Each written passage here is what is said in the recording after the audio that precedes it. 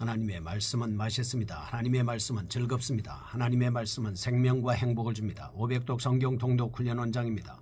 여수 살리는 교회 임기환 목사가 하나님의 말씀을 봉독하고 전하는 시간입니다.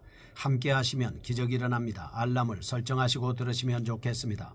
본 방송은 유튜브에서 성경 통독 임기환 검색하시고 구독하시면 계속되는 하나님의 말씀 업데이트를 통해서 은혜 받으실 수 있습니다. 오늘은 잠언 26장을 봉독하고 말씀을 전하겠습니다. 잠언 26장. 미련한 자에게는 영예가 적당하지 아니하니 마치 여름에 눈 오는 것과 추수 때에 비 오는 것 같으니라. 까닭없는 저주는 참새가 떠도는 것과 제비가 날아가는 것 같이 이루어지지 아니하느니라. 말에게는 채찍이요 나귀에게는 재갈이요 미련한 자의 등에는 막대기니라. 미련한 자의 어리석은 것을 따라 대답하지 말라. 두렵건대 너도 그와 같을까 하노라. 미련한 자에게는 그의 어리석음을 따라 대답하라. 두렵건대 그가 스스로를 지혜롭게 여길까 하노라.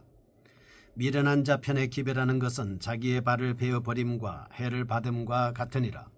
저는 자의 다리는 힘없이 달렸나니 미련한 자의 입에 잠언도 그러하니라. 미련한 자에게 영예를 주는 것은 돌을 물매에 매는 것과 같으니라. 미련한 자의 입에 잠언은 술 취한 자가 손에 든 가시나무 같으니라. 장인이 온갖 것을 만들지라도 미련한 자를 고용하는 것은 지나가는 행인을 고용함과 같으니라. 개가 그 토한 것을 도로 먹는 것 같이 미련한 자는 그 미련한 것을 거듭 행하느니라. 네가 스스로 지혜롭게 여기는 자를 보느냐. 그보다 미련한 자에게 오히려 희망이 있느니라. 게으른 자는 길에 사자가 있다 거리에 사자가 있다 하느니라. 문짝이 돌적이를 따라 도는 것 같이 게으른 자는 침상에서 도느니라. 게으른 자는 그 손을 그릇에 넣고도 입으로 올리기를 괴로워하느니라. 게으른 자는 사리에 맞게 대답하는 사람 7보다 자기를 지혜롭게 여기느니라. 길로 지나가다가 자기와 상관없는 다툼을 간섭하는 자는 개의 길을 잡는 자와 같으니라. 횃불을 던지며 화살을 쏘아서 사람을 죽이는 미친 사람이 있나니 자기의 이웃을 속이고 말하기를 내가 희롱하였노라 하는 자도 그러하니라. 나무가 닿으면 불이 꺼지고 말쟁이가 없어지면 다툼이 쉬느니라. 숯불 위에 숯을 더하는 것과 타는 불에 나무를 더하는 것 같이 다툼을 좋아하는 자는 시비를 일으키느니라. 남의 말하기를 좋아하는 자의 말은 별식과 같아서 뱃속 깊은 데로 내려가느니라. 온유한 입술에 악한 마음은 낮은 은을 입힌 톡이니라. 원수는 입술로는 꾸미고 속으로는 속임을 품나니 그 말이 좋을지라도 믿지 말 것은 그 마음에 7가지 가증한 것이 있음이니라. 속임으로 그 미움을 감출지라도 그의 악이 회중 앞에 드러나리라. 함정을 파는 자는 그것에 빠질 것이요 돌을 굴리는 자는 도리어 그것에 치이리라. 거짓말하는 자는 자기가 해한 자를 미워하고 아첨하는 입은 패망을 일으키느니라. 아멘. 잠언 26장은 지혜자가 유의해야 할 특성에 대한 말씀입니다. 솔로몬에 의해서 서술된 두 번째 교훈, 25장에서 29장에 나타나는 8가지 교훈 중에서 세 번째, 네 번째의 교훈이 진술되어 있는 곳입니다. 미련하고 게으른 자들에 대한 경고를 통해서 지혜자의 건전한 삶의 양식을 역설적으로 강조하고 있습니다. 1절에서 12절은 미련한 사람에 대한 경계를 말합니다. 13절에서 28절은 게으른 사람과 거짓된 혀에 관하여 말하고 있습니다. 여기서 하나님의 백성들이 반드시 버려야 할 속성들을 제시하는 동시에 타인과의 교제에 있어서 잘못된 습성들을 지니고 있는 자들을 경계하라고 강조하고 있습니다. 한편 본장은 그 표현에 있어서 매우 두드러진 점을 소유하고 있습니다.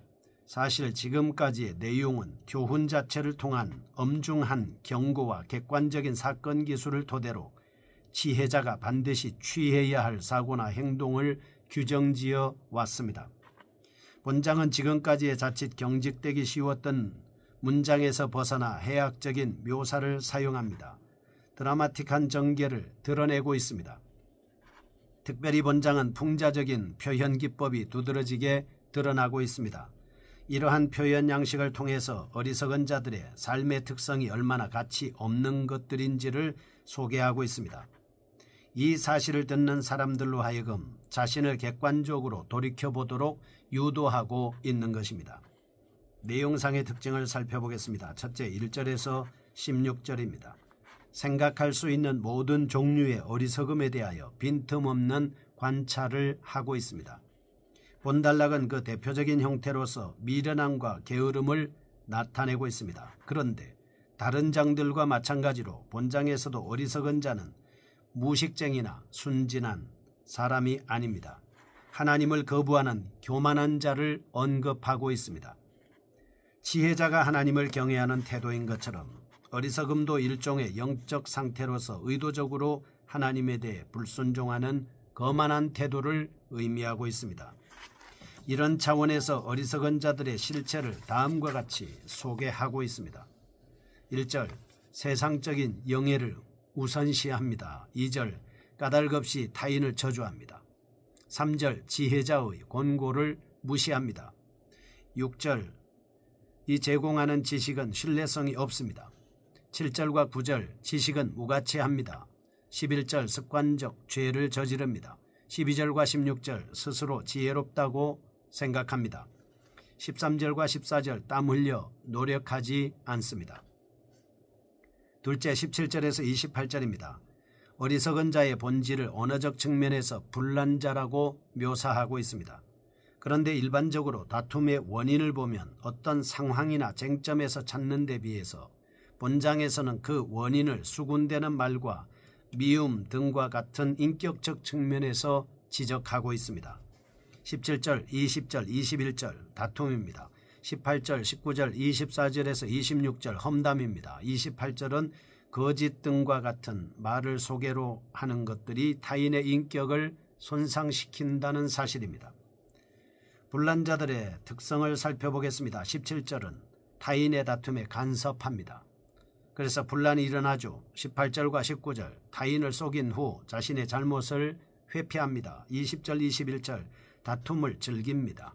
22절 험담을 즐기죠. 23절에서 26절 괴휴를 품어 사람을 속이려는 계획을 가지고 있습니다. 교훈입니다. 우리는 가끔 스스로 지혜롭다고 생각하는 경우가 있습니다. 이러한 마음은 모든 사리 판단을 자신의 지식에만 의존하여 자기 개선의 필요성을 전혀 느끼지 않을 때 발생하는 것입니다. 그래서 사도 바울은 세상 지혜의 한계성을 지적하면서 겸손히 스스로를 미련한 자로 여기고 구원에 이르게 하는 하나님의 참 지혜를 얻기 위해 힘쓰도록 권면하고 있는 것입니다. 1절에서 12절 미련한 자에 대한 경계 첫 번째 말씀을 보겠습니다. 하나님의 백성으로 하여금 미련한 자와 일체 접촉을 멀리하도록 권고하고 있습니다. 우매자들이 미칠 직접적 가시적인 영향은 물론 간접적 잠재적인 영향조차도 사전에 예방하도록 경고하고 있습니다.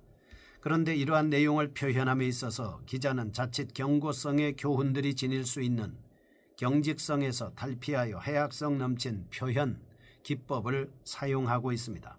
1절에서 3절 미련한 자의 특성을 진술합니다. 4절에서 12절 미련한 자에 대한 지혜로 태도를 언급합니다. 구체적인 본단락의 내용 전개를 고찰해 보겠습니다. 1절에서 3절 미련한 자는 교훈을 무시함으로 인해서 타인에게 좋은 영향을 끼치지 못합니다. 4절과 5절 미련한 자를 부추기거나 그들이 자만하지 못하도록 그들을 논박해야 합니다. 6절에서 7절 미련한 자가 언급하는 교훈은 왜곡된 것입니다. 8절에서 10절 미련한 자에게 적절한 행위를 취해야 합니다.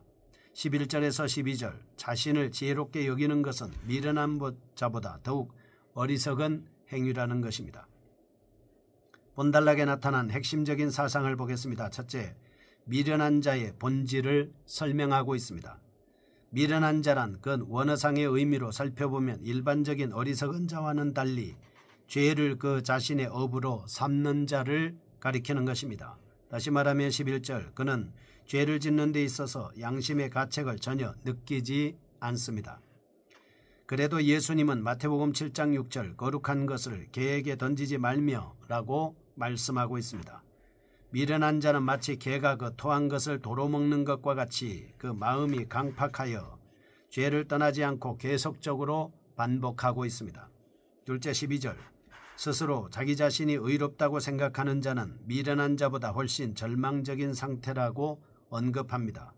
특별히 기자가 이 사실을 지적함에 있어서 미련한 자와 비교한 이유는 우매자들의 자만심을 꺾는다는 사실이 얼마나 어려운 일인가를 보여주기 위한 것입니다. 셋째 4절과 5절, 지혜자가 미련한 자를 상대하는 두 가지 지혜로운 태도에 대해 연속적으로 진술하고 있습니다. 우매함에 대해 때때로 침묵할 경우도 있고 가끔은 말할 경우도 있다는 것입니다. 작은 가번입니다. 미련한 자에게 침묵을 지키는 것은 지혜일 수 있다 하는 것이죠. 작은 나 5절에서 어떤 때는 미련한 자가 자만하지 않도록 미련한 자를 말로 논박해 주어야 합니다. 이것은 미련한 자의 말에 굳이 답변해야 하는 경우를 가리키는 것으로서 이런 경우에 지혜자는 어리석은 자의 영혼 구원을 위하여 분명히 대답하면서 가르쳐 주어야 합니다. 미련함의 본질은 11절이고 세상을 심상히 여깁니다. 그리고 4절과 5절은 책망을 듣기 싫어하는 것임을 볼 수 있겠습니다. 두 번째입니다. 13절에서 28절입니다. 게으른 사람과 거짓된 혀에 대한 말씀입니다.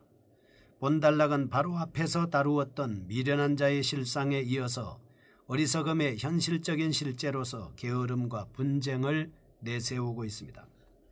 이 사실을 나타냄에 있어서 기자는 자기 발전의 기회를 스스로 저버리는 게으른 자의 모습을 해학적으로 풍자하는 동시에 분쟁과 불화를 더욱 첨예화시키는 무절제한 언어 생활의 위해성에 대해서 서술하고 있습니다.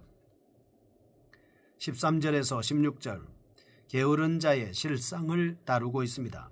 17절에서 21절, 다툼의 주요 원인을 언급하고 있습니다.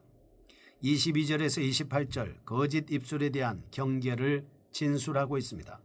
세분화시켜 살펴보겠습니다. 13절에서 15절, 게으른 자는 일할 의욕이 없습니다. 16절, 게으른 자는 스스로 지혜 있다고 자만합니다. 17절, 20절, 21절, 어리석은 자는 다툼을 일삼습니다. 18, 19, 24에서 26절은 어리석은 자는 교만하다고 말하고 있습니다. 20에서 22절, 어리석은 자는 말장난을 즐깁니다. 23절, 28절, 어리석은 자는 거짓말을 일삼습니다. 핵심적인 사상을 살펴보겠습니다. 첫째, 게으른 자의 실상이 얼마나 심각한 것인지에 대해 몇 개의 해학적인 표현을 통해서 소개하고 있습니다.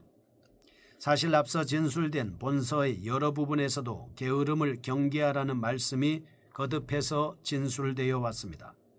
이러한 말씀들은 역설과 강조를 통하여 반복적으로 사용된 것입니다. 현재의 본단락에 이르기까지 대부분의 경우에 있어서 하나님의 지혜와 대비되는 현상으로 소개되고 있습니다. 게으른 자들은 자신의 참모습을 온전히 깨닫지 못함으로 인하여 언제나 자기 스스로가 정해놓은 논리에 빠지고 마는 것입니다. 둘째입니다. 17절에서 28절, 어리석은 자가 취하는 일반적인 현상을 요약적으로 진술하고 있습니다. 우선 그들은 타인의 다툼에 대해 간섭하는 자로 드러납니다. 사실 17절에서 그들은 다툼의 심각성을 알고 참된 마음으로 중재하려는 것이 아니라 다툼 자체를 즐기는 자라고 볼 수 있겠습니다. 그들은 18절에서 타인을 기탄 없이 속이고도 오히려 어리석은 행위를 공공연히 드러냅니다. 이러한 사실을 볼 때 우매자는 자신의 말로 인한 타인의 멸망에 대하여 후회하거나 한탄하는 것이 아닙니다. 오히려 기뻐하고 있음을 알 수 있습니다. 20에서 22절, 어리석은 자들은 사람 사이를 이간질합니다. 분쟁을 일으킵니다. 타인의 다툼을 즐기려는 속성을 가지고 있습니다. 우리는 언제나 타인을 하나님이 사랑하시는 피조물로 인식하고 탐욕의 대상이 아니라 섬김의 대상으로 바라보아야 합니다. 겸손한 마음으로 타인을 위해서 사랑하고 축복하고 기도하며 섬기는 모습으로 그런 마음으로 살게 하여 주옵소서. 예수님의 이름으로 기도합니다. 아멘. 여수 살리는 교회 임기환 목사였습니다. 지금 극동방송을 듣게 하세요. 기적이 일어납니다. 우리는 지금 생명을 전하고 있습니다.